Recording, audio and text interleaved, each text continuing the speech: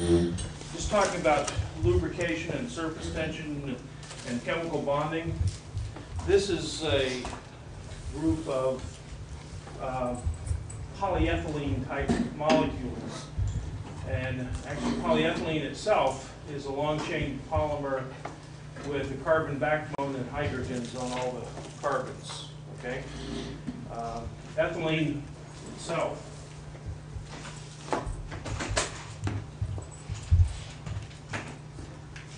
ethylene is a double bonded carbon with 4 hydrogens. So C2H4 is ethylene, and that's a gas. But if I break that bond and make it nothing but carbons and hydrogens, and they just, chemists kind of put an N saying that just goes on for thousands of chains, carbon chains. That's polyethylene. Okay, you just break the double bond. And in fact, they make polyethylene by taking ethylene gas and breaking that double bond and polymerizing it. In any case, so here's polyethylene. It has a coefficient of friction. Now, friction, remember, friction is or what you're trying to overcome in lubrication, right? With lubrication, and it's related to the strength of the chemical bonds at the interface. And here's the surface tension, and the surface tension is related to the unsatisfied chemical bonds at the interface. This 31 dynes per centimeter, water has a surface tension of about 72 dynes per centimeter, so this is a very low coefficient of friction. And we're going to learn later today that when you have our coefficient of friction or surface tension, when you have very low surface tension materials, those are very difficult to adhesively bond to. So it's very hard to paint polyethylene. Okay? Paint just doesn't stick to it. This is polyvinylidene chloride, which you replace 2 of the hydrogens with chlorines. Here's polyvinyl chloride, where you replace 1 of the hydrogens with chlorine. Polyethylene, polyvinyl fluoride. Fluorides have very stable bonds and a low surface energy.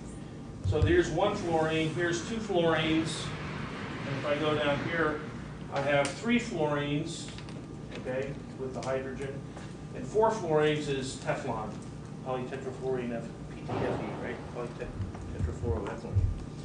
Okay, so, but if you look at the other properties, the static coefficient of friction goes down to from 0.9 to 0.04, something that things stick to, okay, make a good rubber sole of a shoe or something, to something that's good to skate on. And the critical surface tension also decreases fairly consistently, but this value of 18 dynes per centimeter, that's about as low as anything goes. Unless there's one thing with the lower surface tension that is called a gas. Gases have no surfaces. And in fact, that's because there's no chemical bonding between the molecules. That's why they're a gas. Okay? So you, essentially, when the surface tension goes to 0, the thing just vaporizes. This is another way to think about it if you're a surface tension physicist. Okay? So there is a fundamental chemical bonding that relates to friction, lubrication, surface energy. Okay? Now, that's not where I want to start. Okay. So I wanted to finish up the cold welding things. We've talked about friction welding. Supposedly your PCs won't play QuickTime, my QuickTime that I emailed you several. I got several notes. Yeah, you gotta get the VLC player from. I had them downloaded over the IST, but I can play videos now. Yeah, I think Kevin, you were going to make something for him. Yeah, I downloaded it. I played it on VLC. I didn't even try anything else, so that could be. Yeah. I could try converting it to like an MPEG or something. Okay, well I don't care. It's just it's not that exciting. You know, it's just I had it, so I figured I could email it. Hey, the wonders of Macs are not compatible with PCs, but anyway. You're going to learn that half the people around MIT use real computers called Macs. I don't know. Scott couldn't get his run on my Mac. Runs on my Mac. I even checked it before I emailed it. But anyway, I guess it depends. Okay, so let's. Oh, I wanted to go through friction welding and some other things. So friction. We talked about friction welding, circumferential friction welding, and linear friction welding, and I guess I was going to go through and show you. This is about all that video does. It kind of shows you in real time a linear friction weld. This is a circumferential friction weld. Basically, you're just inside a lathe, and the whole thing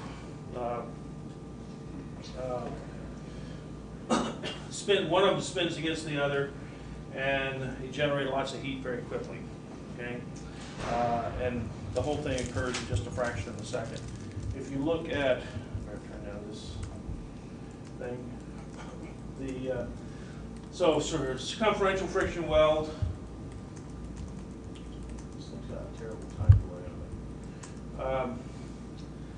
So you're rotating one with respect to the other, and you also use a forging force. And so if you look at speed force and upsetting distance, squeezing them together versus time, you squeeze them together, and then you forge them, and then you have to stop quickly. If you don't stop quickly, you basically make your weld and then tear it apart, okay, because you got a big machine.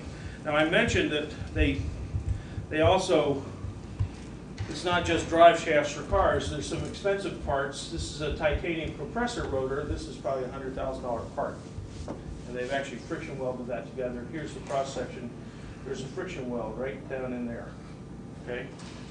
And friction welds make very good welds if everything's working right. And I mentioned that before. If it's not working right, you make junk very quickly. Now another type of welding that's used fairly widely, but mostly for small components. Again, it's cold welding. Friction weld is not a cold weld. It starts out as the same type of pressure bonding. Remember, we've got two things we have to overcome: surface roughness and surface contamination. And we got into this by cold welding, and we're going to talk some more about cold welding. This is actually a cold welding process where there's not a substantial amount of heat. Well, we don't see heat. There might be at the interface a little bit of heat in ultrasonic welding, but instead of a continuous movement in ultrasonic welding, you just squeeze the two things together. And then you have a ultrasonic horn, which it's ultrasonic because it's about 100,000 hertz. Okay.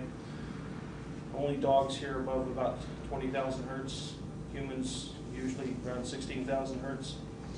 Okay, so this is typically 100,000 hertz that you're vibrating this with the piezoelectric transducers, just like sonar.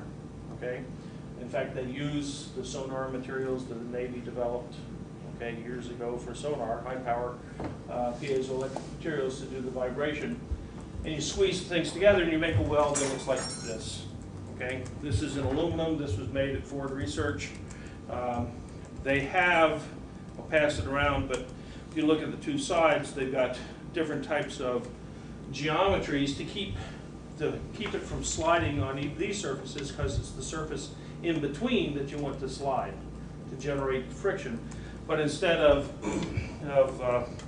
circular friction welding, or what they call linear friction welding, where you actually have a big amplitude, in ultrasonic you have very small amplitudes. You can't even see it moving. You hear this thing. You kind of hear some vibration, but it's a high frequency vibration, and it's not high amplitude. But that's ultrasonic welding, and they do that on something like aluminum. You can make spot welds on steel. That's what we do. I would say they put 3,000 spot welds in the average automobile because you need 2,000 good ones. Okay. But in aluminum, because of that surface oxide, you need to, you have a hard time, and the high thermal conductivity and electrical conductivity of aluminum. Just doing a resistance spot weld is a real problem. Typical electrode life on steel, of those copper electrodes, for resistance welding, Ford used to have a spec of 2,000 welds on a set of electrodes. Why do they want 2,000 welds? Well, that's the morning shift, and they can go in there at break when they shut the robots down for 15 minutes, and then go in and replace the tips, okay? If you have to shut your whole production line down every 45 minutes, you're losing time. And if you're in an automobile assembly line where the value, what is the value? They're turning out about 1 car a minute, approximately. If they're making $10,000 on each car, well, nowadays they make negative money off each car, right? But back in the days of the 90s when they were making about $10,000 a vehicle off something like a Ford Expedition or something. And so the profit is $10,000 a minute. You don't like to be shutting the line down, okay? And you do have to shut it down for maintenance, and so you shut it down 3 or 4 times a shift, but you can go in there and change those electrodes. The problem with aluminum, you'll get 50 welds, okay? So every vehicle you'd have to go there and change the tips, okay? You'd be able to weld one vehicle. If you had to go change the tips every vehicle, you'd lose 2/3 of your manufacturing capacity in that shop, okay? So electrode life is a real problem with aluminum, but ultrasonic welding, which is basically a cold welding process, friction welding process, can do that. Now the problem is, with ultrasonic, you're not getting big movement to push all the aluminum oxide out of the joint. I mean, if you look at your steel friction weld or whatever, you're excluding and pushing all that junk out of the center. There are oxides there, but they get pushed out into this, which you're going to machine off later. Well, in ultrasonic welding, you haven't done that. All you've done is break it up, and you've still got you've got a checkerboard in there of oxide contamination and real welds. And you can do that, remember, in aluminum, you can make an ultrasonic weld easier because aluminum has a high oxide to metal hardness ratio. When you're doing this microscopic sliding, you can get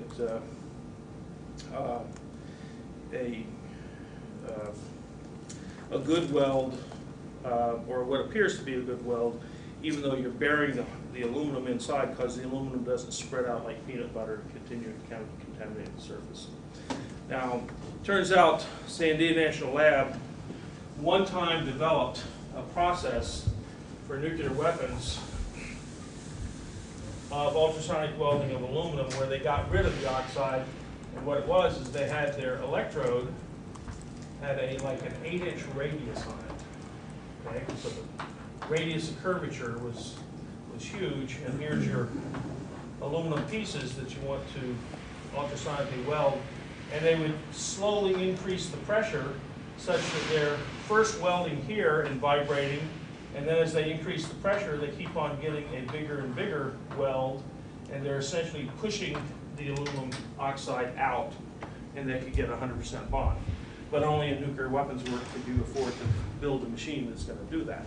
Okay, typical spot weld in the automotive business is worth a nickel to 10 cents per weld. Okay, but if you got 3,000 welds on the car, it's $150 worth of welding on the sheet metal. In the aerospace industry, they weld the combustor cans for the jet engines right up here over here in Everett, Massachusetts. So they may have closed that plant and moved it to Lynn, but they used to make welds, resistance welds, on nickel-based superalloys for the combustor cans inside the combustion chamber in the jet engine.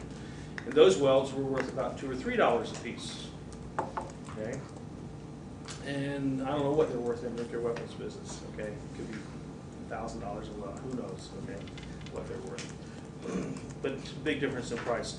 This is a nice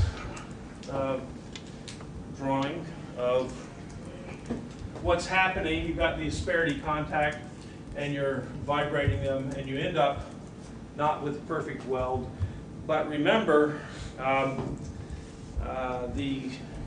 even if you have 1/3 area of contact, it probably will outpull the base material. When you're talking sheet metal anyway, you have a big wide area of weld and not a very thick thing, so if you pull it in tension, you've got the area advantage of large area on the flat face and thin cross section, and so you can actually get welds that are acceptably strong.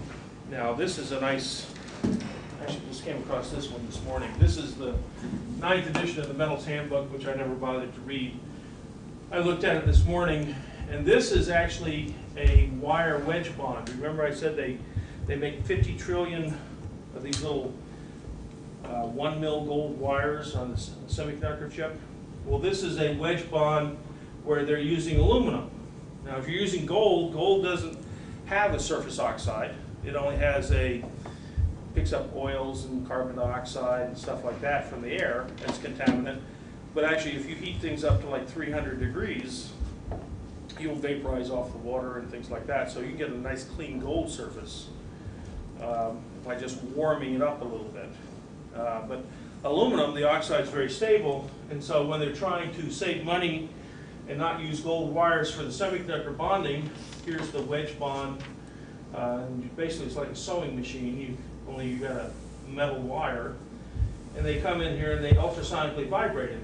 Notice right here in the center, no weld. This is the wire, and they squeeze down and turn it into a spade end. But the real shear, remember we got to have shear in cold welding to make the bond. Okay, just squeezing down doesn't make a very good bond. It's the sliding that makes the bond. And so in fact, if I took a wire like this and I flatten it into a spade shape, how should I do that? Let's take the wire like this, and I flatten it into the spade shape. The shear is over here, and the center region is nothing, right? There's no shear in the center, it's just straight normal compression. No shear, no breaking up of the aluminum oxide, no bond in the center. So I thought that's a good picture showing you that you have to have surface shear and not surface compression. Okay? Surface compression doesn't get rid of the contamination. Okay? You can deform the material, but if all you do is deform it and you don't shear the contamination aside to create fresh surface, you're no good. Yep. So in the ultrasonic welding, I just want to make sure I understand. There's no liquefaction, so you're not melting it. You're just able to vibrate it until you can get those ridges and valleys closer and closer together. Right. Yeah, you just, each one of those valleys is, you're rubbing the tops off the valleys. Now, if you do it with enough energy, you actually can heat that surface just like a friction weld that heats up. But a lot of times, you're not even putting that much energy in. You're just the mountain peaks are shaving each other off. Okay, just very small microscopic motion, rubbing them away, as opposed to a regular friction weld where you're plowing them away, right? So it's just amplitude of vibration. Okay, is the difference between a friction weld and an ultrasonic weld. But they all have different names. Okay. And then, you know, we're going from these ultrafine semiconductor chip bonds to bonds in aircraft engines and automobiles and things like that. Now, the next type of cold welding is explosive welding. And explosive welding was discovered during World War II when they would go and look at something got hit with a bomb. And they found, in some cases, two metal pieces that had never been bonded together were completely welded together. And people didn't understand this, so it turns out after World War II, DuPont took on some research to try to figure out why this was occurring. Why would DuPont do this? What is the origin of the DuPont company? They go back to the Revolutionary War. They made gunpowder. Okay? Most of your explosives plants in the United States are located in the Pennsylvania, Delaware area. Okay? And why is that? It's because they go back 200 years, back to the days of DuPont making explosives, basically gunpowder, and then the explosives business kept up. And nowadays, no one can get a permit to build a new explosives plant. Who wants an explosives plant in your backyard? Because historically, over 200 years, although safety has improved, explosives have also improved. And historically, over 200 years, the plant blows up every 4 years. Okay? It's just the way it is. You plot the data for 200 years, on average, every 4 years, you blow up your plant. Now, not every plant, but they have a major explosion and then blow up a plant somewhere every 4 years in the explosives business, okay? So, just remember that. So explosive bonding, it turns out they learned that if two plates are at the right angle, the proper angle, and the angle is something around, let's say, 5 to 7 degrees, and one slams against the other with sufficient velocity, that as they close together, they will make a cold weld without any visible surface deformation, macroscopic deformation. Microscopically, you end up with something that looks like this. The interface of this thing, this is tantalum to copper, but the interface ends up with these waves that are like 50 microns across, 2 mils human hair across. Each one of those is about the diameter of a human hair. So you're getting microscopic deformation, and it's all what's happening at this interface. You've got the explosive charge, and you're not trying to slam two plates together like clapping your hands. You're trying to roll, tight like that, because you actually get a jetting action.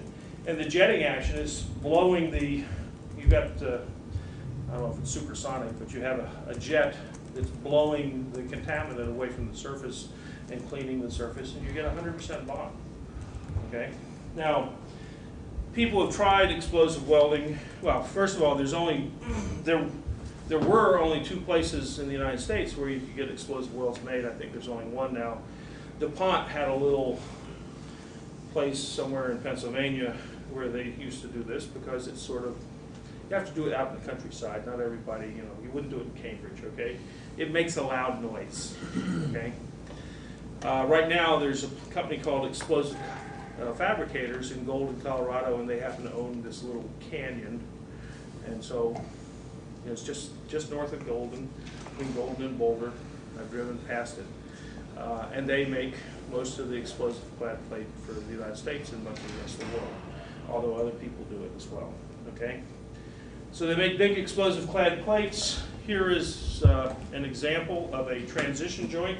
Transition joints, we mentioned this briefly before, but naval ships between the, in fact this actually says in the caption, explosive welded aluminum steel clad metal transition joint using arc welded fillet welds to join steel to aluminum for shipboard application. But look, it's adapted from somewhere in the Netherlands, so this is not U.S. Navy. Okay, they use this. In fact, the next page they show you a hydrofoil. Okay, or not hydrofoil, but high-speed ferry that's using aluminum steel transition joints. But it was the Navy that actually pioneered this as a way to make these joints. Now, one of the advantages of explosive welding, since it's a cold welding process, you don't care about the melting temperatures of the 2 materials. The one I showed you before, the waves of the interface, the microscope, that was tantalum to copper. Copper melts at 1,000 C, tantalum melts at 3,000 C. You cannot weld them together. Not only that, they're metallurgically incompatible. Okay? Tantalum and copper will not diffuse into each other. Okay? But you can make a joint by explosive bonding. Aluminum and iron, they're not metallurgically incompatible, but they form intermetallics that are brittle. So if you try to fusion weld aluminum to iron as a dissimilar metal bond, you're going to have something that's brittle. You hit it with a hammer and it'll shatter. Okay? But a cold weld, a solid state weld, you can join aluminum to steel. Even though you got this tough aluminum oxide and everything, the explosive weld will actually clean the surface, slam it together, all in a fraction of a second, and avoid both. It gets rid of the surface roughness, actually creates surface roughness, but on a clean surface that's intimately bonded in high pressures. Okay. Now here's actual pictures. So you can buy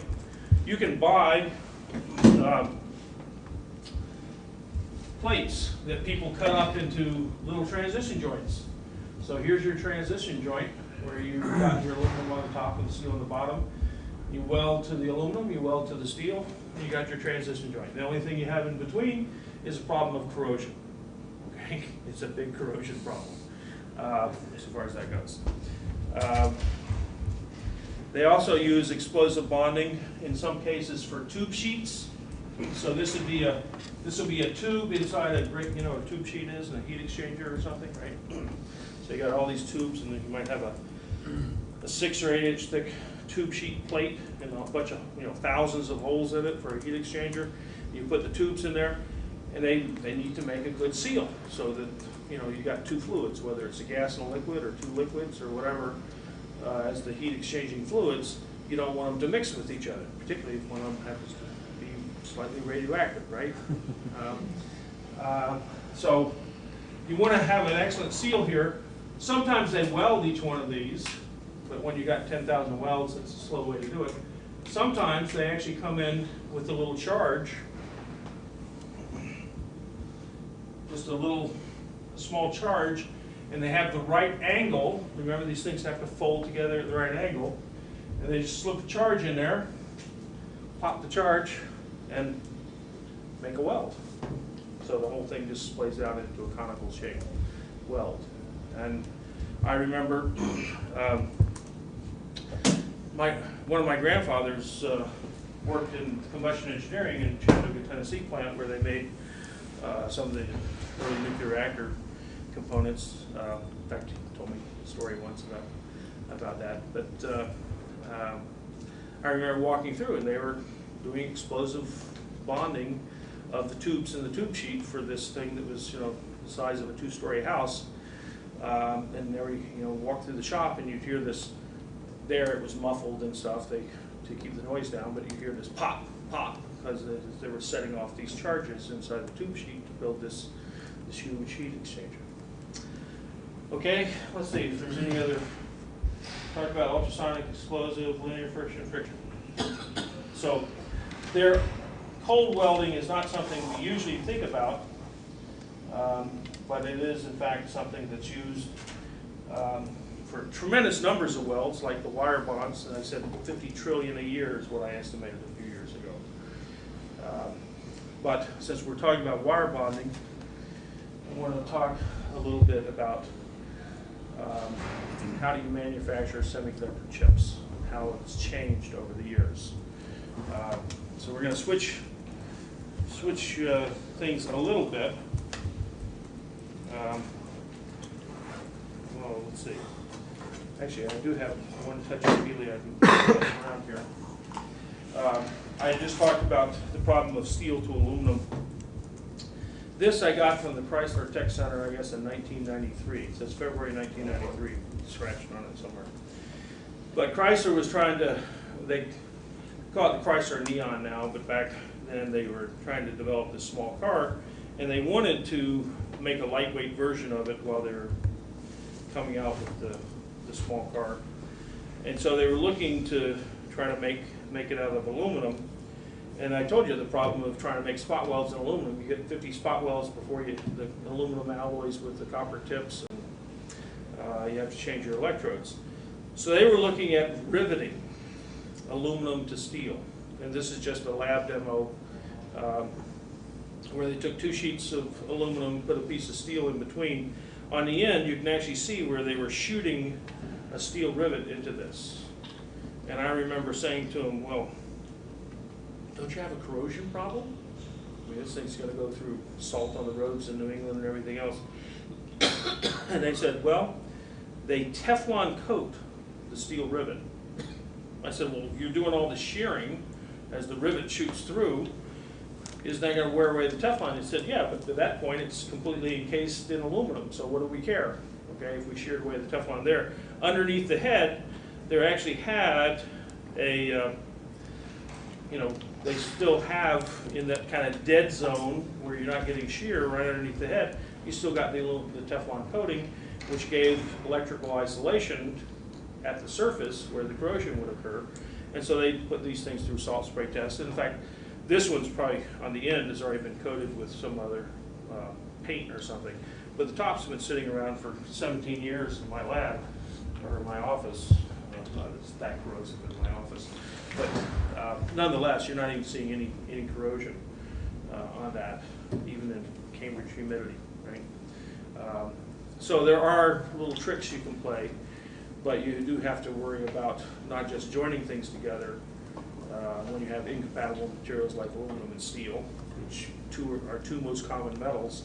We'd like to be able to join them, but because of the temperature differentials, you can't melt them together. Because of the intermetallics, you can't melt them together. And you don't want them in intimate contact in a moist environment because of corrosion. So you do join them, but you have problems. And of course, there is the theory that that's what happened to the, I think we mentioned this before, to the Sheffield in the Falkland Islands War. The Exocet missile hit it, but what wiped out the superstructure was the aluminum fire, and the aluminum fire was not started by the Exocet missile, but was started by the iron oxide aluminum, which is a thermite reaction.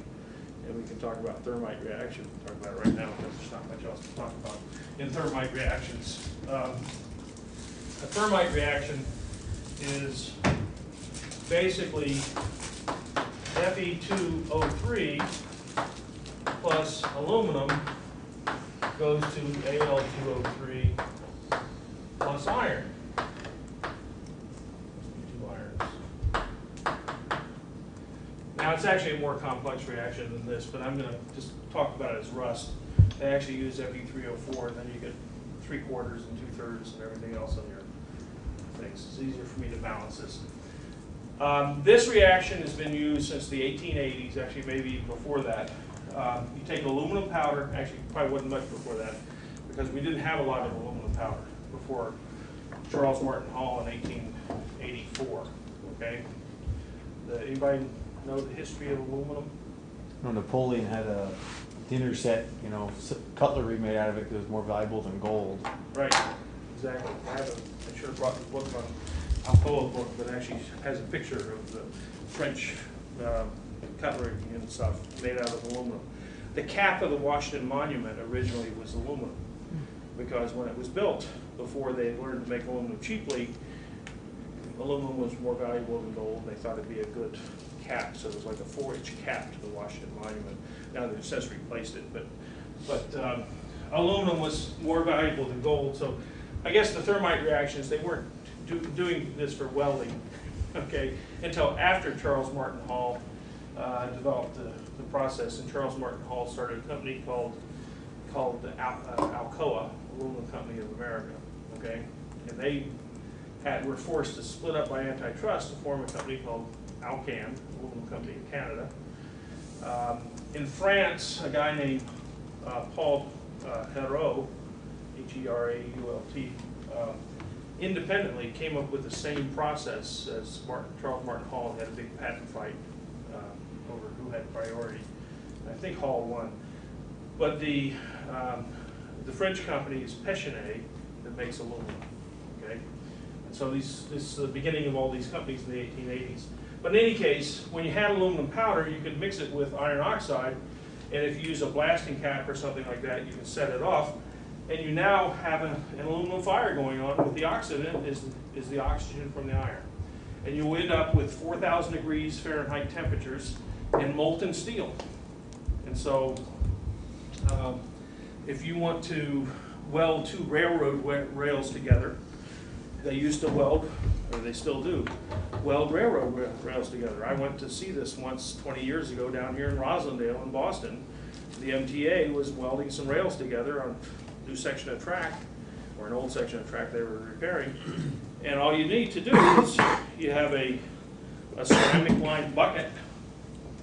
Okay, so you have a bucket up here, might be 1.5 foot in diameter, with ceramic brick lining it, conical shaped, like this. You put a valve in here. The valve is known as a piece of aluminum sheet, okay? And you put this on top of your two pieces of steel that you want to weld, which would be the railroads things, and actually the railroad rails, and they actually have two pieces of ceramic that fit the contour, the side contours of the railroad rail, so you kind of encase the whole thing and you make a casting. And you fill this thing up with thermite powder up here, You have a blasting cap, set off the blasting cap and step back because it's the 4th of July coming out the top here, sparks all over the place. And about 2 or 3 seconds later, it melts through your fancy valve here, okay, which is just a piece of aluminum sheet. And the molten steel drops down between the two pieces. It's superheated steel, and if you do things right, you now have a weld. Okay? So there's a story that is claimed by most universities in the country in the, I don't know, it's 1940s or 50s, but when they had subway tracks, not every university claimed this because they didn't have subway tracks. But it turns out, I've been told by one of the MIT archivists, it really was MIT students who did this. They basically, one fumbled for his change hitting on the trolley car, and the other 4 set off thermite reactions at the wheels and welded the car to his tracks. Okay? It's a very quick process. Okay? But supposedly one of the hacks claimed by many universities, but it really was an MIT hack. They all got expelled, supposedly. Anyway, but thermite, so that's the thermite weld reaction. Anybody know why the thermite reaction has become popular again? The conspiracy theorists say this is how the World Trade Center came down. Okay. You guys don't have time to watch the National Geographic Channel, but as it was because of the truss designs that were just became unstable during the fire. And yeah. You lost the upper levels became unstable and they fell down and just created momentum that collapsed the tower. Right. I mean, you're right. That's what happened. But the conspiracy theorists say that it was a government plot. And they put thermite into the World Trade Center to bring the Trade Center down. They're actually, if you read your notes, I don't have my notes with me. Remember the big thick set of notes? The 3rd or 4th paper in there is one by me with Chris Musso that I wrote about, well, I wrote in October of 2001 because a journal editor asked me if I would write something about the World Trade Center. I said, about 2 weeks after it happened, I said yes, because I was tired of reading these reports in the media saying that it melted the steel. Well, no hydrocarbon fire has ever melted steel if you start at room temperature, okay? If you could, we did need Sir Henry Bessemer to teach us how to come into the steel age in 1856 to show us how to melt steel. Steel melts at 2500 C, or 2500 F, 1500 C, whereas typical hydrocarbon fire is theoretically has a maximum temperature of about around 1000 degrees C burning in air. And so you can't melt something at 1500 degrees C with a 1000 degree flame, even that theoretical and the actual temperature is probably only around 800 or 900 C in a hot fire. And anyone who's ever done a fire investigation knows that the steel is left behind. I had an oil well blow out in Oklahoma once, and for 3 days they had 10,000 PSI gas coming out of that well right where the steel derrick was. 300-foot flames going on for 3 solid days, and when it was all done, none of the steel in the derrick was melted. It got hot and started to oxidize, but it didn't even get above around 1700 degrees Fahrenheit. Okay? So anyway, I wrote this paper called Why Did the World Trade Center Collapse? And it used to be until sometime last year, it was the -- if you Google WTC collapse, it was the #1 article on Google. Now it's the #2 article. In any case, the conspiracy theorists hate me. They've written articles against me because they say I'm all wrong. Originally they said I was all wrong. Now, 8 years later, they say I was right, but then they try to use my data to prove their point. But a year or so ago, National Geographic decided they wanted to do a special. They've done a 2-hour special that came out last August that basically talks about whether it really was there a conspiracy in the World Trade Center. Was it really the government that brought down the World Trade Center? You guys don't know about the conspiracy theory? It's a great theory. Anyway, actually I didn't bring it. But I remember I was in my office and they were videotaping me in my office. And I said, well, they're asking me questions. I said, well, I wouldn't use thermite. Thermite's a 100-year-old explosive. And you know how many tons of thermite? I mean, you have to bring in cement bags full of thermite. and lay them all over the building in order to bring down the building.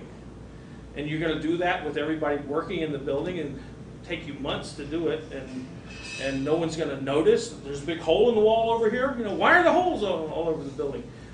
And I said, if I was going to bring down a building, I wouldn't use thermite. And they said, what would you use? I said, I'd use a shape charge. And I didn't bring it with me, but I have a little shape charge piece of copper in my office. Okay. And so they went out.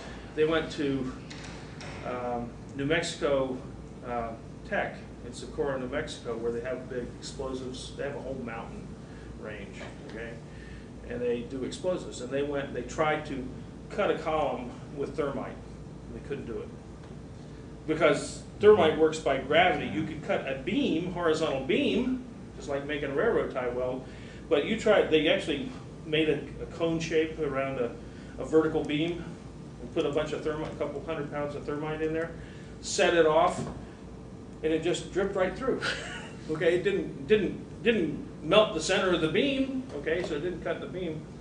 And then they took a shape charge. The explosive guys out there took a shape charge, cut the beam right in two. Okay, shape charge is basically, you know what shape charges are, right? That's how weapons work. It's how the improvised explosive devices interact work. So shape charges set out this supersonic stream of molten copper that cuts things in two. Anyway, so that's thermite reactions, and that's sort of a very specialized type of welding for things like railroad rails, World Trade Centers. Oh, the other theory now, this is great. Okay. So about a year ago, it's last May, a year ago, May, they said, oh, we want to videotape you with some of the wreckage from the World Trade Center for our special. And so I go out to the Pan Am building at JFK Airport, where they've an old Pan Am hangar, where they got a bunch of the wreckage, and they're videotaping me. And at the end of the thing, the producer gives me a copy of this paper written by this professor, a former professor from a university out west, that he's a conspiracy theorist, okay? And this is a paper where they supposedly picked up 4 flecks of debris from the World Trade Center over the next 3 days after the World Trade Center collapsed. And they did a scientific test, and the stuff was layered, okay? And it was about 3 or 4 thousandths of an inch thick, and it was sort of flakes. And it had a layer of iron oxide, and it had some aluminum, well, they didn't really analyze it, but it had a layer of iron oxide on it, and they said, this is evidence of nanothermite. This is residue from the reaction. Well, first of all, if you set off the reaction, it goes to completion. It doesn't leave little blips of nanothermite around. And nanothermite has been worked on by Los Alamos National Laboratory. I don't know why, but turns out they're now claiming this was nanothermite. This is why the regular the government wouldn't have used regular thermite. They would have used nanothermite. Well, I looked at the paper, and I thought, well, they all have this flat, flaky shape. I wonder if that's paint from the steel. I mean, you basically paint the steel, and you typically put things like aluminum powder in the paint for corrosion resistance. And so they actually had done a differential thermal analysis, and they showed they got an excess of heat. And it turns out paint, rusty paint, okay, will give you an excess of heat. And they actually had a videotape online. Anyway, I was at a U.S. Army meeting for the Army Explosives Materials Command down in Aberdeen Proving Ground, Maryland, for 3 days last year, where we looked at, well, the review. It's an annual review committee I sit on. And last year they classified it. This is only the second time I've ever used my security clearance. First time was for titanium for the Navy, and this is the Army. And they were telling us about how they defeated the improvised explosive devices in Iraq. And one of the guys who's on the committee, who's a professor at Purdue University now, used to be at Los Alamos, and his specialty is nanothermite. Ta-da! Well, first of all, the amount of nanothermite that's ever been made could probably fit in a thimble. okay? It's sort of a research topic. And he said he had seen this thing on the web, and it was just a little poof, okay? And he says, if it was nanothermite, you know, it would have been big. So he said that wasn't nanothermite. I said, well, what do you think it was? And he said, I don't know. I said, well, I think it's paint. He said, yeah, it could be. So he sort of agrees with me that what they're analyzing, the conspiracy theorists have come up with, is they found that paint will give off a thermite reaction on a very small scale. Right? But anyway, the conspiracy theorists have interesting theories. In person? Pardon me? Have you talked to them in person? No, but I corresponded. In general, I don't talk to them, okay? Because you can't talk to people who have already drawn their conclusions. You're not gonna. But my favorite story, and this might be redundant on one of last year's videos, is, I mean, I used to get emails on a weekly basis, multiple emails a week. Now I don't get them so often. I get them about once every 2 months now. But I got one from a guy in Kentucky once. It's really digressing. Carol Sanders. And Carol, I don't know if he's related to Colonel Sanders, but anyway, Carol was had sent me an email, and he had sent an email to this Dr. Jones, who's the conspiracy theorist expert, and Jones wouldn't respond to him, but he actually had a picture that he had been trying to figure out whether this whole thermite conspiracy theory made sense. And so he had gone down to the local out of business restaurant in Kentucky and purchased a couple of stainless steel cooking pots, and he, in his backyard, was melting aluminum, and he was doing anything he could to break up the surface oxide. So I guess this is a good story about breaking up surface oxides, okay? He was shooting bullets into it, okay? He was stirring it very rapidly. He was doing all kinds of things. And he said he had found that he could get molten aluminum, if he could break up that surface oxide, to react with almost anything, including plants and other, you know, organic material and stuff. Because, hey, aluminum is, you know, will suck oxygen out of almost anything. Okay. He said he found he could even get it to work with beefsteak, but beef liver works better, which I thought was great. So I sent Carol's email to my brother, who's a journalist in Hawaii, and my brother wrote an article on Carol. Carol is famous in his own right. He's a chainsaw artist. Okay, he has sculpted he's in either Ripley's Believe It or Not or Guinness Book of World Record. He has sculpted a miniature squirrel, 1-inch tall squirrel with a chainsaw. He also carved the initials of his favorite rock star in his big toenail with a chainsaw. Okay, so Carol's an interesting guy. I thought Carol was kind of fun. But I told him he wanted to know what his next experiment should be. I said, I think you've done enough. I'm afraid he might really get hurt himself. Yeah. Okay, getting to to electronics. Okay, since we talked about all these wire bonds, and we'll talk about those some more. This is a nice overview. It actually comes out of something published originally about 1994, but it does go above 2000, and things haven't changed dramatically. I went to the original source that I got this morning, and they were using a Xerox in this book, okay? But it shows from before 1980 the progression of different types of computer chip packaging, okay? And we had a dual inline package, okay, which was the old types of chips before 1990. And here is a big dual inline package, okay? Ceramic, actually it's an aluminum oxide, 93% aluminum oxide, gold plated or gold that's been bonded in there. This thing is full. This is a composite. It's got metallization wiring all through this ceramic, and the wires come out. If you were to x-ray this, you would see all kinds of wiring in there. So that's a dual inline package, and it has, I don't know, maybe 30 or 40, okay, input-output connectors. Well, it turns out there was something, they called it Rent's rule, which I don't think it applies anymore. Somewhere it broke down in the 1990s, but it was sort of like Moore's Law. Moore's Law says you put more silicon transistors on a chip it doubles every year and a half or something. Well, Rent's rule basically said the more transistors you have in a package on a chip, the more outputs you need. Okay?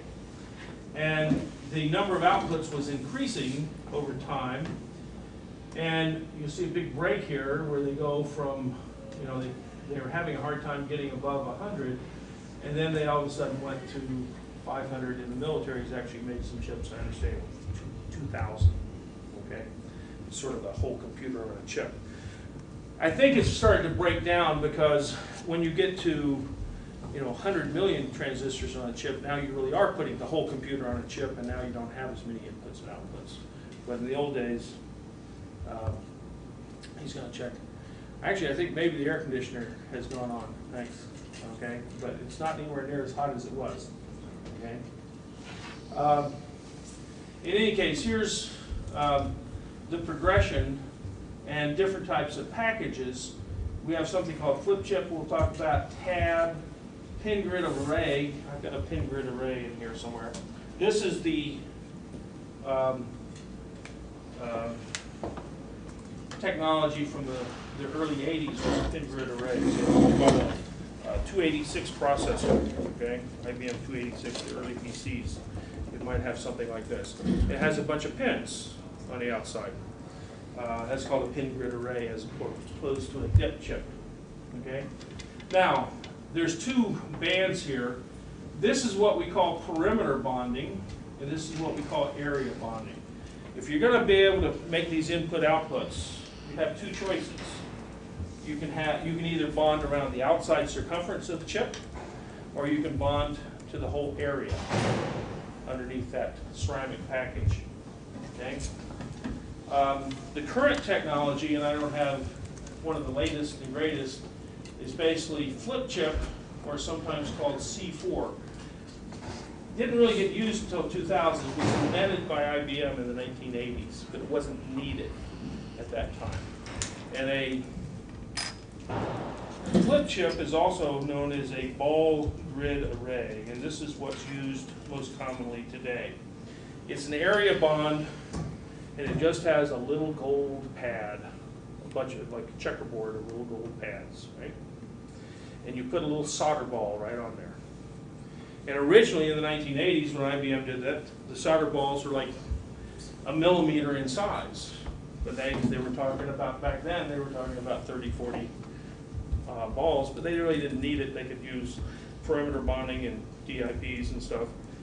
But somewhere in the 1990s, they were getting to the point they were having typically about 400 I/O, input-output leads.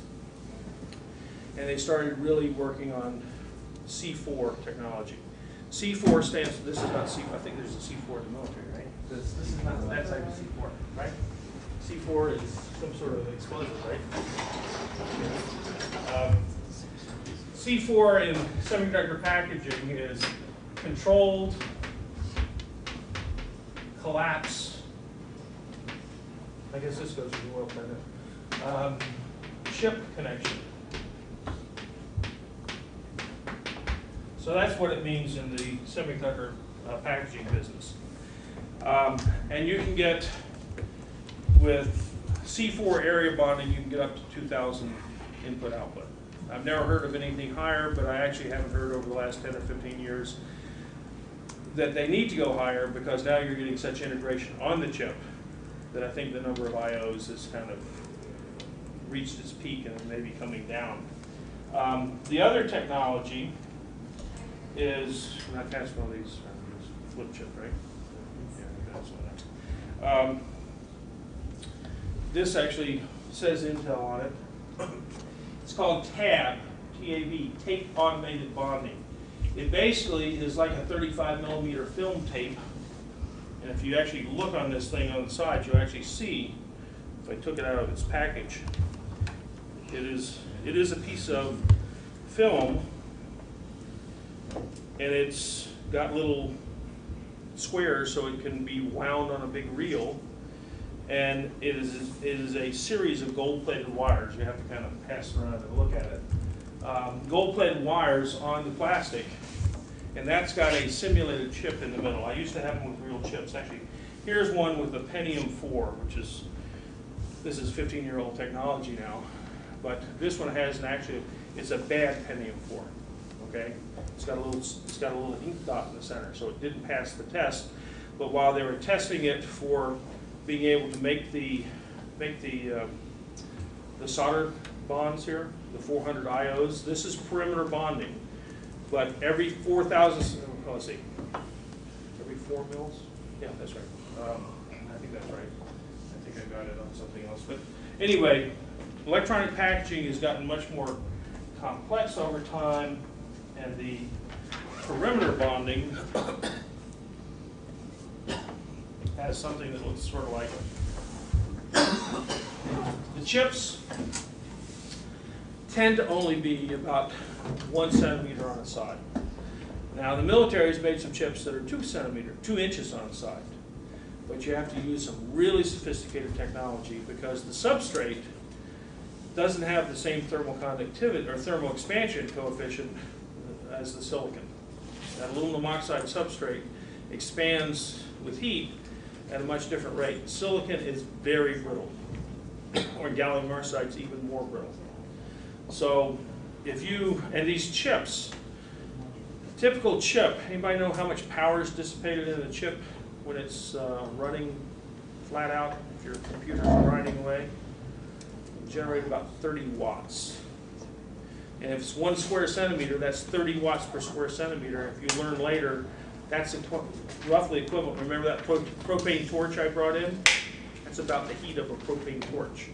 And you got to extract the heat equivalent of a propane torch heat intensity off that chip, to keep it from overheating. So the heat extraction is one of the big deals, and thermal expansion becomes a problem when the substrate doesn't have the same coefficient of expansion. Now, you can, with some very expensive technology, create composites that will have the same coefficient of expansion. A typical composite that people were using 15 years ago was tungsten copper substrate. Tungsten has almost the same coefficient of expansion as the silicon, very high melting metal. The copper has very high coefficient of expansion but good thermal conductivity. Tungsten has lousy thermal conductivity. You need good thermal conductivity to get heat out. And so they would make a composite. They'd basically make woven sheets of fine tungsten wires and then impregnate it with copper, and you'd end up with this substrate that you then could put your silicon chip on and not have a thermal expansion problem. And so if you want to go to a 2-inch chip, you'd have to go to something like this. Very heavy, tungsten and copper. More recently, meaning the last 15 years, they've gone to aluminum silicon carbide metal matrix composites. And basically they just take silicon carbide powders and they infiltrate them with aluminum, and you end up with silicon carbide has, again, a coefficient of thermal expansion just like the silicon. But aluminum has a high coefficient of thermal expansion but a good thermal conductivity. But they make this, and they actually can make it with 60 to 70% silicon carbide and only 30 to 40% aluminum. That's the trick. Okay? And this is what they use for, what do they call those?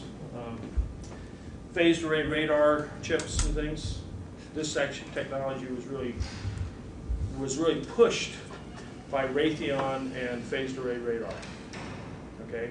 Where you got gallium arsenide chips and stuff. But it's now used in a lot of things. And it turns out the company that has learned to pack silicon carbide powders, typical packing, if you just pour sand or sugar in a beaker, it'll be 50% by volume solid and 50% air. And that's just the way powders pack. It is very difficult to get above 52 or 53%. You can do it if you use a bimodal particle size distribution. Okay, because obviously if you have particles that fit within the interstices of larger particles, smaller particles, you actually can get something that can get you up towards approaching 70% volume fill. But the technology to do that, to make just the right size small particles mixed in with big particles and get them to mix together in the right, without the small ones settling to the bottom and stuff, is not an easy thing to do. And all of that's basically been done by a spin-off company of this department called was called Ceramic Process Systems, but they're CPS. They're out in Marlboro or somewhere. The president of the company lives around the corner from me. But it was started by Professor Bowen, who was a ceramist in this department. It started in the mid-'80s and almost went belly up several times. But they finally did quit working on ceramics and started working on this metal matrix composite. And this is what saved them in the 90s. Essentially, they had the solution, a lightweight solution to this heavy coefficient of expansion controlled composite and high thermal conductivity for the phased array radars. So it was one of the enabling technologies for cheaper phased array radars. And now it's being used in all kinds of things. In fact, I think it may even be in cell phones by now, but I'm not positive. I have to ask Grant. Anyway, if you're doing perimeter bonding on these chips, that was kind of the substrate that you want to bond to. Perimeter bonding, there's only so much perimeter you've got. It's 1 centimeter on the side. And the problem is, if you make it bigger, the thermal expansion strains get larger with the larger length dimension. And so typically you can't usefully use chips more than about 1 centimeter in size. And I think it was the one after the Pentium 5. Maybe they called it the Pentium 6, and then they started calling it the Itanium at Intel or something. I remember going to Intel, and when I looked at this chip that was in development, it wasn't a chip. It was 2 chips in a package. And one was about 1 centimeter on the side, and the other one was about 3/4 of a centimeter on the side. So they actually were putting 2 chips in one package and calling it a package. But it's because they couldn't, the thermal expansion problem was too big a problem to be able to just, I mean, they can make bigger silicon. I mean, they start out making it from like 14-inch diameter wafers. And they've got the reliability of making the wafers down good enough that you're not throwing away that much scrap. You can make big chips, but how do you bond them to the substrate without there and get good thermal conductivity when you got to absorb 30 watts per square centimeter? How do you do that without breaking them? So they basically now make what they call multi-chip modules. Okay, but that's really a thermal conductivity thing. But anyway, if I've got 1 centimeter, that's about 0.4 inches. If I'm doing wire bonding at each one of these spots, that means I've got about 7/1000 of an inch. And if I do that, I get about 230 IOs. Okay? Now, one of the things people do, and I may have a picture of it here somewhere in a little bit, they'll do 2 rows of wire bonds, but you can't really do more than about 2 rows of these wires coming in without they're getting shorting out to each other. Tab bonding, on the other hand, which is that one I passed around, like 35 millimeter tape, that one you can get to 0.004 of an inch apart. Those little wires are 0.002, about a human hair in size. They're little flat plated pieces on a plastic tape. And now you get 400 IO, and so tab perimeter bonding is what most people use. But in area bonding, let me just do this, then we'll take our break. Area bonding, C4, controlled collapse chip connection. I've got all these little pads, and I'm going to put a solder ball on each one, and it's also called flip chip because the chip is flipped over. You're making a sandwich, right? So you flip it over, and you got these little solder balls up here. You can go to up to 2,000 theoretically. One of the problems with this, again, because of coefficient of thermal expansion, originally they could make these nice square grids, but they could only use the ones on the inside. Okay, they could easily put 2,000 on there, but you can't make them on the inside or the outside because you get too much thermal expansion. You'd just be shearing these little balls, okay, and they would fail that way over time. But I'll show you that when we get back. I didn't remember to tell you. So explosive welding, this is an example where Ford Motor Company decided they wanted to explosively bond space frame structures, which are just big tubular structures that you hang the plastic components on and stuff on a car. So there's unibody, which is sheet metal that you spot weld together, and it's the sheet metal that forms your structure. But a space frame structure is a bunch of tubes, like the Audis. The aluminum Audis are space frame structures, tubes that get welded together. Ford was looking for a fast way to make welds, and so they wanted to use electromagnetic pulse welding, explosive, which is basically explosive welding. And so this was just a test lab thing, but it has a little bevel so you get your angle, and you put a electromagnetic pulse from a coil in, and the Lorentz forces for you electrical engineers. I don't know if other people are electrical engineers, but the J cross B forces, okay, later in the course I'll talk about it, will basically create a squeezing force, and you'll get a pulse, and you can do explosive bonding if you get a high enough velocity. Now this didn't quite bond, you'll find it's not really fully bonded, but this was just development. But they didn't have a lot of samples because this is the coil. This coil cost $10,000 to machine, and it was good for about 7 shots. Okay, pretty expensive weld.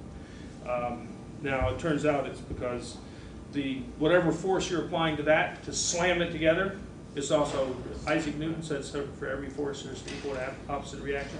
That same force is trying to blast this thing apart, and that lost. Okay, so I just didn't do a doctoral thesis on it for Ford, but it turns out I figured out from very early in the process that it would not be an economical process, but I couldn't convince Ford that it wasn't worth doing work on it. Anyway, so you can do it not just with explosives, you can do it with electromagnetics if you're willing to spend the money and build new coils, 10 shots. Anyway, so this is wire bonding schematic. You have the schematic in some of your notes. You have a chapter in your notes that comes out called Chip Package Connections, and it comes out of a book called The Microelectronics Packaging Handbook by Rao Tamala. This is actually getting to be kind of old, like mid-90s or something, but basically 1989, it's even older than I thought. But he was at IBM, so this is sort of the IBM handbook on electronics packaging, a la 1990. But certainly people are still using wire bonding. There's a little company in Pennsylvania in a small town, I can't remember, it's Wilkes-Barre, Scranton, somewhere up in that area, called Kulicke and Soffa. Don't ask me to spell it. But Kulicke and Soffa makes they used to be cost about $50,000, I think they're about $200,000 now, but it's about the size of a desk, and it's a fancy sewing machine. And you basically have a little, actually this is ultrasonic, this is ultrasonic vibration, this is a wedge bond, this is, anyway, I guess this is an ultrasonic wedge bond, but basically the wire comes in through a little hole in the sonotrode, it's going to vibrate here. Now, not in ultrasonics where you got to stop and dwell there and vibrate for a second, but just straight thermocompression bonding, it makes 7 a second. Okay, so you ever see one of these things going? I mean, it's just amazing to see the sewing machine go just 7 a second making bonds. But when you got to make 50 trillion, okay, you got to have quite a few machines even going at 7 a second. And they can't get any smaller because the stiffness, you're getting down so small, you can't. There's no material with enough stiffness. I mean, they're using things like molybdenum or tungsten because they're stiff, twice as stiff as steel. But you just can't get any smaller than about 7 thousandths. You have to have about 7 thousandths between these 1 mil wires, or you won't get a bond, or you will get a bond, but you won't have enough stiffness, enough area to get in there. So that's the sonotrode. Here is the kind of picture. Again, this is in that handout from you got. But here are the wire bonds. This is the tab tape, the little things. But this actually would be tab tape with the little connectors there. This actually is a sealant coming down. After you've made all these bonds, you don't want them to corrode. They're fairly small. It doesn't take very much corrosion to fail something that's only a thousandths or 2 thousandths in size.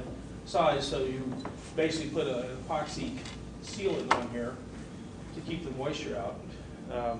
There was a big project 10 years ago here at MIT to develop better polymers for corrosion resistance on this. But this is a tab tape and just showing the sealing operation. But the wire bonds, if each one of these lines wasn't a tab tape bond, it would be a wire bond. Now, in order to get a useful chip, you have to make 800 good welds, or 800 good joints, 400 on the inside and 400 on the outside. There's the inner lead bond and the outer lead bond. I make two of them on each one, right? You got to have pretty high reliability to have 800 good ones, or you turn a $400 chip into a 0-cent chip, right? And so this is tab tape. They actually have a temperature, force, and time. You actually will plate these things with, well, they may have gold, they may have some solder on here, and they come down with a, called a thermotrode, because it's a hot electrode, and it comes down and it makes, this would be what we call gang bonding, so you have a whole line made all at once. 100 solder joints all made at once by just heating them up with a hot electrode coming down and melting the solder. And hopefully you don't short them out, because these are so small, it hardly pays to even repair them. Okay. As far as that goes. What else do I have here? Anything? Oh. Well. So that's some of that. The old DIP type of soldering, and we'll get into this when we get into soldering more, but they have J leads where the dual inline package, the electrodes come out like this, and then they have to solder, and you have to be careful that the solder doesn't short out. Now these things, they were few enough of them and large enough in size that you actually could repair them, and they had people repairing things. I'll tell you a little story on that in a second. This is what they call the gold wing, which is maybe a little more common nowadays, because they still use this stuff for simpler, not fancy computer chips, but for simpler packages. But the gold wing design. So you curl it under, or spread it out. Different stress states in terms of longevity and things like that. Now, so far as repairability, that's an interesting story. At least I think it's interesting. They knew for years that the repair rate when you were trying to package, make some little cell phone, or actually before that, the pagers. In fact, this really came out of the Motorola Boynton Beach pager plant. Pagers used to all be made over in the Far East, Singapore, or China, or Taiwan, or whatever. And the problem with the pagers back in the early 90s, or late 80s, early 90s, was each one of them has to have a different code, because you only want to page one person. And so if you ordered a pager back then, it would take 6 weeks to get it, because you have to enter the order, ship the order to Taiwan, have them make the thing, ship it back to the United States, test it, and eventually 6 weeks later you'll get your pager. Well, that wasn't a good way to do business. So it turns out Motorola decided they were going to build a facility in the United States, even with our labor rates, and they did it in Boynton Beach, Florida. Where else are you going to go other than one of the more expensive places to build a facility, right? But they put it in Boynton Beach, Florida, but one of the things they did, the guy who did it said, we're not going to do any rework. They said, how can you not do rework? It's always 6% rework. 6% of your electronic packages are going to have to be reworked, your printed circuit boards. That was the rule in the industry. And they always designed the factory for 6% rework. So, okay, the manager said, nope, we got to cut our costs, we're not going to have any rework. And he refused to allow them to even put a facility, a room in the building to do rework. And you know what happened? Their rejection rate went down to near zero, because the engineers knew there was so much money involved. They fixed the problems. They didn't let the problems persist. And all of a sudden, the rule that had been known for decades in the electronic packaging circuit board business of 6% rework, you always have 6% rework, it went away. And this was back in the time when people were talking about 0 defects and things like that. And they actually proved that the 6% rework came from the guy who designed the building, who built a facility large enough to support 6% rejects.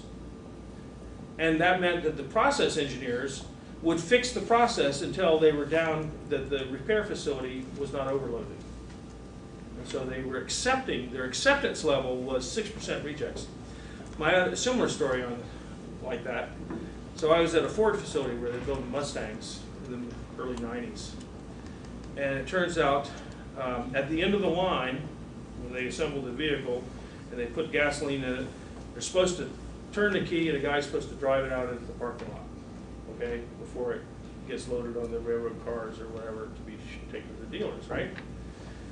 Well, if it didn't start, and a certain fraction of them didn't start, I don't know if it's a couple of percent or whatever, they basically would bring in a tow motor, you know, a forklift, and they would tow it out into the parking lot until they had this repair facility to figure out why the engine wouldn't start when you turned the key on a brand new car. And one manager came into that facility and said, one operator of the plant, general manager said, we're no longer going to use the tow motors.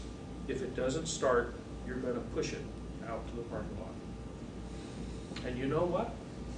They all, within a couple of weeks, every single one of them was starting off the line. They had none of them that had to be pushed by hand out to the parking lot. Motivation. Motivation, exactly. So, you know, there's the Boynton Beach electronic packaging, there's the Ford Mustang plant pushing the cars out to the parking lot. You give people the right motivation and they'll do what needs to be done. And so it is possible to get down to 0 defects. It's not that we don't know how to do it, it's just a question of, do we design for defects, okay? And those are examples of designing for defects, right? In fact, to a certain extent, the little bit I know about the BP disaster down in the Gulf right now, I've heard that the variable, they're not using variable bore ram packers, but the blowout preventer, they talk about the blowout preventer, which is this great big valve, and I'm working on one of these that failed somewhere else in Louisiana, in some of the marshes. And it failed, and it cost, they lost a $100 million well, okay? But it was a gas well, so they didn't contaminate everything. But then they re-drilled it, and apparently it's a great well. It cost them an extra $100 million to re-drill it. But the rams in this thing, you got a pipe, drill pipe that's coming down through there, and if you need to shut everything down, you have these steel rams that come together, and they have these big rubber things that are supposed to seal around that, right? And apparently, on the one on the rig, about 2 weeks before, they were seeing rubber in the drilling mud. So the seals were basically falling apart, right? And then when they had the problem, they want to know why the blowout preventers didn't work. Well, it's called maintenance, right? And if you don't do it, it might cost you in the long run. So now they're actually talking about BP won't pay dividends and all this other stuff. I don't know if BP's going to survive this, okay? In fact, I was reading a week ago, is their stock has dropped so much that they're now a likely takeover target. Of course, if anyone took them over, they obviously wouldn't take over the liabilities, right? So let's get into ball grid arrays. This is a ball grid array, and you basically have all these pads. You're going to flip the chip over. So it's called a C4 ball grid array or flip chip, okay, BGA placement. Print 0.6 millimeters. These things are now, the balls are getting down to where they're like 10 thousandths of an inch in diameter, not 40 thousandths of an inch in diameter, much smaller, and they may have multiple ones of these on the printed circuit board. Here's a little thing that kind of just shows the problem of coefficient of thermal expansion. The integrated circuit has a coefficient of thermal expansion of 2.6. The substrate is 6 to 27 or higher. And you've got glass, aluminum, epoxy, polyester, okay? This is flexible circuit boards. You got some real problems in trying to match this coefficient of thermal expansion, and so what you find is people are worried about, there's all kinds of modeling in the literature about what happens to these balls under stress, okay? And how do you keep the things from just fatiguing them apart every time you turn on the computer? You've got to go through a thermal cycle, right? You've got to stress these things. So they're doing all kinds of fatigue tests. Lots of work on surface energy of these things, how the balls form, okay? This is different. Manufacturers have different ways of attaching the balls in terms of the size of the balls and whether they, how they design the little things. Everyone's got their own way to do it, okay? I think I had, did I bring it with me? Oh, here it is. There are some photos, should be some photos in here. For some of these things, for not for the ball grid array and stuff, but if I'm just trying to put solder on a circuit board, a lot of the solder is basically silk screen printed onto the circuit board. So you basically have a circuit board with some copper lines, and you got to put some lead tin solder, and then you make a powder of lead tin with some flux, and you screen print it onto all the pads. So there's all these alignment problems and things like that, and trying to get everything together to make that work. Let's see what else I have here. Professor, what does the flux do for you in a weld? Pardon me? What does the flux do for you in a weld? It depends. When we get to soldering, well, what does the flux do? The flux is chemically removing the contamination. Okay, I mean, you got two things: surface roughness and contamination. So in soldering, we're going to get to soldering on Monday. You basically get rid of the surface roughness by using liquid in between the solder. Okay, who cares if it's a rough surface? In fact, we're going to talk about the fact in a second that rough surfaces actually can be beneficial to wetting and spread of the liquid across the surface, and why that's so. But the contamination is removed by the flux. Okay, you have to chemically remove the contamination. Okay. Let's see if I have anything else I want to show. Oh, I was going to tell you about the different levels they talk about in chip connection. They call it an interconnection of microelectronics packaging and stuff. They have levels. If you're talking about making connections on the chip, so this is making your silicon chip, and you're putting down aluminized leads to go from one transistor to the next. That's level 0. That's because they originally were talking about, they started at level 1, and someone said, well, gee, I have to make connections on the chip. So on the chip, it's called level 0. The chip to the package, these things I just passed around, where I put them, these little things that I passed around, that's level 1. Making it from the silicon to the aluminum oxide package. Okay. The package to the printed circuit board is what I just showed you with the solder print. They screen print the solder onto the printed circuit board. I forgot to bring my big printed circuit board, so I'll bring those on Monday probably. But the printed circuit boards they use in telephone switching circuits are composites like 20 layers thick and 2 feet by 3 feet. Okay, they're big circuit boards. So the package to the printed circuit board is level 2. The board to the subsystem.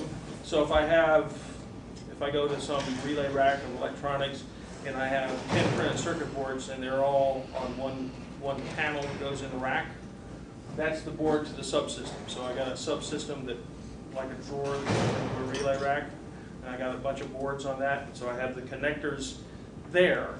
That's, you know, the end of the board has got a bunch of things, and well, actually, if you think of your computer, your home computer, not your laptop, because you don't usually go replacing boards in that.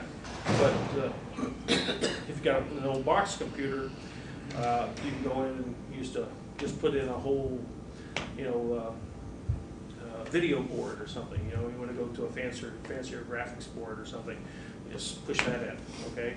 And that type of connection is level 3, board to subsystem within the cabinet, and then subsystem to systems between modules and cabinets. Well, now you got all your ribbon array cables that go from this piece of equipment to that piece of equipment and everything else. Except now we're doing a lot of that wirelessly, right, for data communication.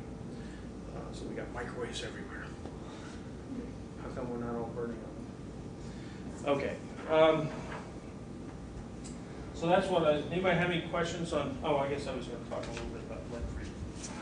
Anybody have any questions on, oh no, we're going to talk about lead-free, that's solder. Okay. Anybody have any questions? Okay, so now we're going to talk about, so there's always an exception that proves the rule. And this exception is adhesive bonding. And I call this the Scotch tape lecture. Okay, Scotch tape. Adhesive bonding breaks the rule of you've got to get rid of the surface roughness and the surface contamination. Okay? In adhesive bonding, we don't get rid of the surface contamination. We might try to minimize it, but we don't have to get down metal-to-metal contact, okay? And so there's a book right here. This is, when I talked about chemical bonding 2 days ago, I pulled out some of the figures out of this book, and so there's some value to it. And if you look at the surface of this book, it's even got the little asperity contacts, right? Those little hot spots are there, you know. That's the fundamentals of adhesion. This book was written by people at Xerox Corporation, okay, in Webster, New York. And I pointed out that Xerox is interested in adhesion because they got to take all the toner powder and adhere it to paper. And so the first chapter in here, okay, the chemistry and physics of solid adhesion, okay, the 4 forces of nature. They're starting, anybody know what the four forces of nature are? There's the electromagnetic force, the weak force, gravitational force. Huh? Strong force. This is going a little too far back, I think, into the basics. I don't know anyone who's doing adhesive bonding or fundamentals of adhesion dealing with the gravitational force, okay? And then, John, you'll appreciate this, gluons and adhesion of nuclei, okay? Now, in general, I don't think we need to worry about gravitational adhesion or gluons and adhesion of nuclei. Very few of us are welding together nuclei. So my general opinion of the book is you can file it right there. And that's my drama for today about, you have to, although there are some good things in this book, I like to use this book to point out that sometimes scientists go a little too far back into the basic physics and chemistry. To understand adhesion, I don't need to understand gluons. I don't even know what a gluon is, other than it's some sort of force. John, what is a gluon? I don't know either. It's like way deep in the quantum mechanical level. Of how those protons and neutrons all hold together in that nucleus, right? It's some sort of quantum mechanical, it's a mathematical symbol in the Schrodinger equation, probably, okay? It's not in the Schrodinger equation, but only physics people really deal with it. Engineers don't really use any of this. Exactly. So we're engineers, and so that's an example of a scientist gone berserk, okay? To start getting back to the fundamentals of adhesion. Or we can call it pseudoscience. You don't need to talk about the 4 forces of nature to talk about adhesion, okay? In fact, I kind of boil adhesion down to 2 basic types of adhesion. And the first type of adhesion is adhesion of a liquid between 2 substrates. And this actually comes out of a book. Did I bring it? Oh, here. Handbook of Adhesives. Now, unfortunately, I bring the 2nd edition because the 3rd edition doesn't have it.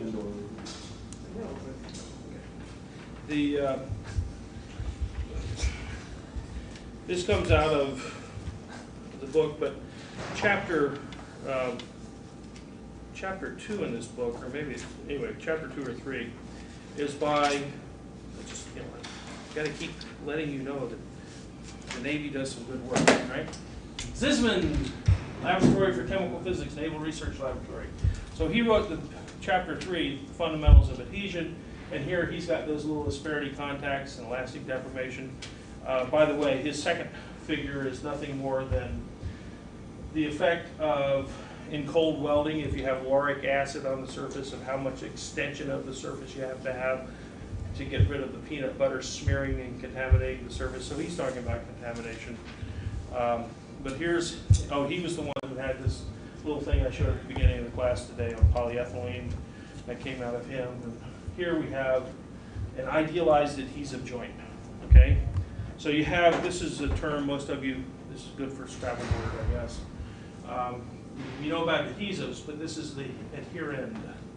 It's the two solid pieces that you're trying to join together and call them the adherents. And we have a certain geometry there, and it turns out that geometry out of his book can be analyzed.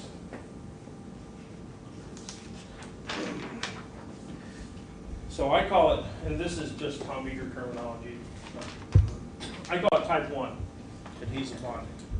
I don't know anyone else uses that terminology, but since I divide adhesive bonding into two types. Type 1 adhesive bonding is basically where you have a liquid between two solids. And you have some radius, this is a disc, like 2 pennies, and you got some liquid in between, and if the liquid wets, the blue liquid wets there, there's some radius of that disc of adhesive. There's a thickness in between, and there will be some surface tension contact angle in between here, and that thickness is about, if that was idealized as a sphere, that would be 2 little r. Turns out there's a pressure differential in that, basically just based on surface tension. The difference in pressure between the inside and the outside of this thing, the outside being the ambient pressure in the air, and the internal pressure in the liquid, is just the surface tension of the liquid times the curvature of the liquid. Now what's the curvature of this little disc of blue? Well, it's got 2 curvatures. One is the curvature going around the disc, and gamma times 1 over r. The curvature is 1 over the 2 principal radii of curvature. Well, one radius of curvature is the diameter of the penny, right, or the radius of the penny, right? And the other curvature is half the thickness. But the 2 curvatures are negative, because one curvature has got the center inside the liquid, the one that's the radius, and the other one's got the center outside the liquid. So the center of curvature reverses. So instead of the curvature of any, we're in the math department over here, okay? The curvature kappa is equal to 1 over r1 plus 1 over r2, where these are the 2 principal radii of curvature, okay? So the curvature of the Earth, being a sphere, is 2 over r, the radius of the Earth.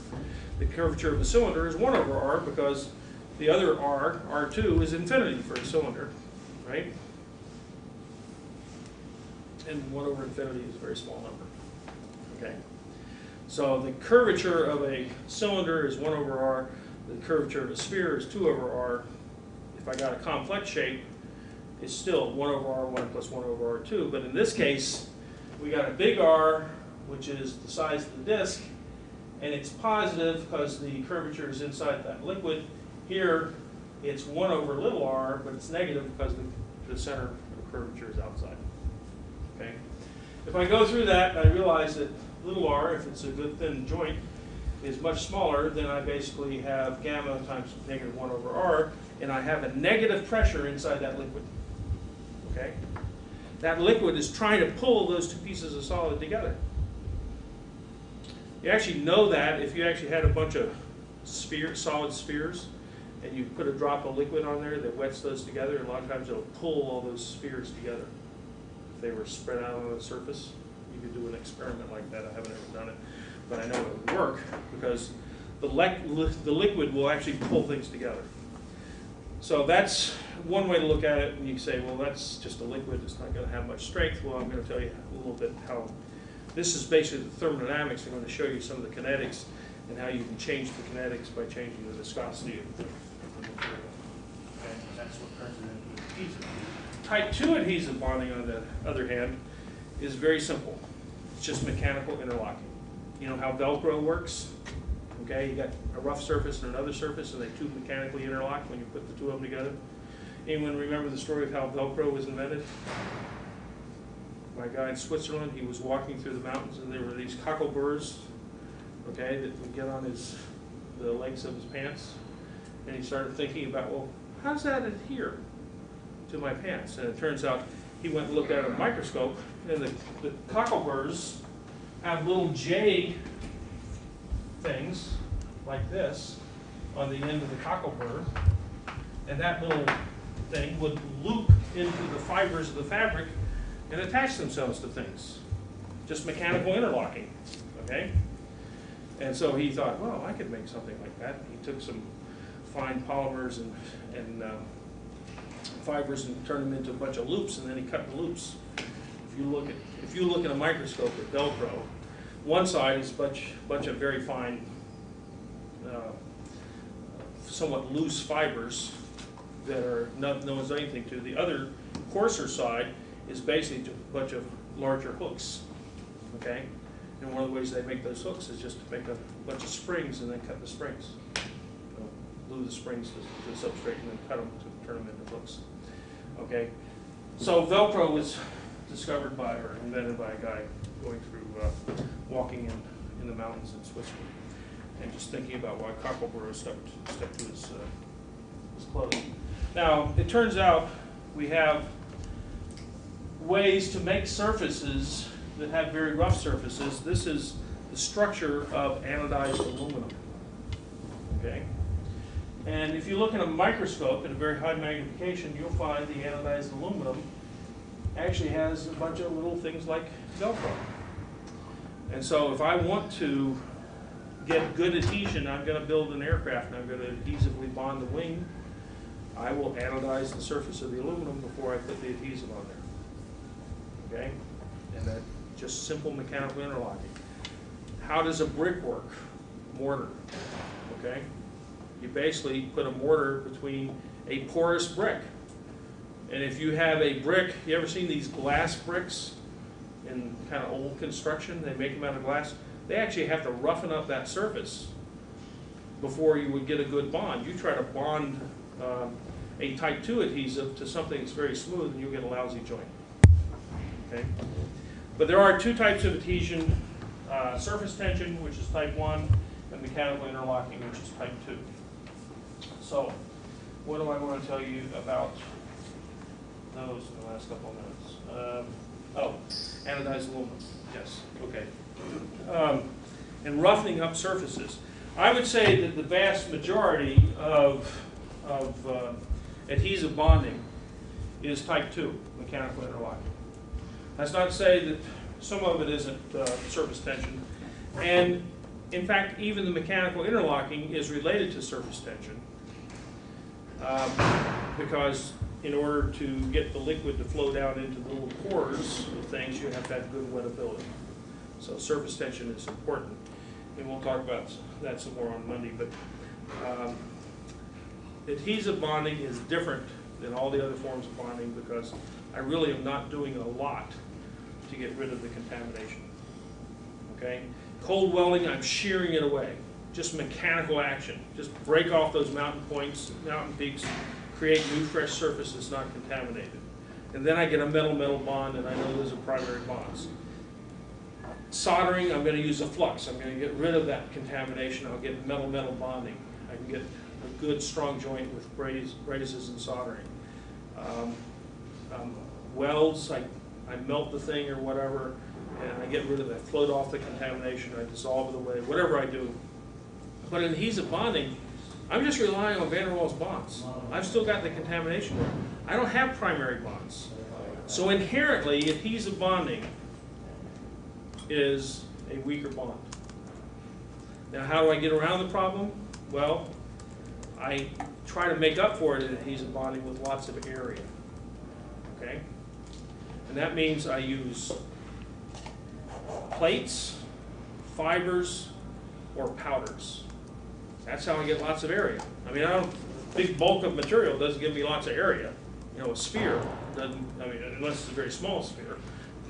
But a basketball doesn't give me a lot of area to bond to. Okay? So adhesive bonding works best with sheets, fibers or powders. And what are fibers? Fiberglass, adhesively bonded glass fibers, okay? Not primary bonds, secondary bonds, weak joints. And I guess I've talked enough that I won't be able to show you this today, but I'll start telling you a little bit about it. When we make simple little parts out of metal, this actually is an insert. If you bought something at Walmart, a piece of furniture, TV cabinet or something, and you go home, you have all these parts, and you're going to spend 4 hours assembling this thing to save yourself $10 for buying something that you pre-assembled, right? But it all comes in a nice little box. And you save $10 and it only costs you 4 hours of your Saturday, right? They will have little metal inserts. This is a threaded metal insert. It's knurled here, goes in a hole. It's got a thread here, so you can put a metal screw in and you get good strong joints in that piece of junky fiberboard, right? So how do you make these and make them cheaply? Well, it turns out right after World War II, we learned that we could do cold forming of these things, and this is an entire set of cold forming parts. You just start with a rod, you put it into a machine, and this machine goes at about 5 or 6 shots a second, pounding things and forging that. So you put a rod in one end of the machine, and that part spits out the other end. Okay, all by cold forming. But the way we're able to do that is because they found a way to get the adhesive to stick to the surface and last all the way through the process. Before, when you did that much mechanical work on this thing and formed that much new surface, you'd be welding the steel to its dies. And so they never could do cold forming until they came up with something similar to that anodized aluminum that has a very porous surface that will hold the lubricant and keep it there. So you basically are storing the lubricant in this porous surface, and it's known as phosphating the steel. Okay, they learned that if they phosphated the steel. People phosphate steel for good paint adhesion. They phosphate or they aluminize, anodized aluminum for good paint adhesion or adhesion of adhesives. So we'll talk about that's where we'll be on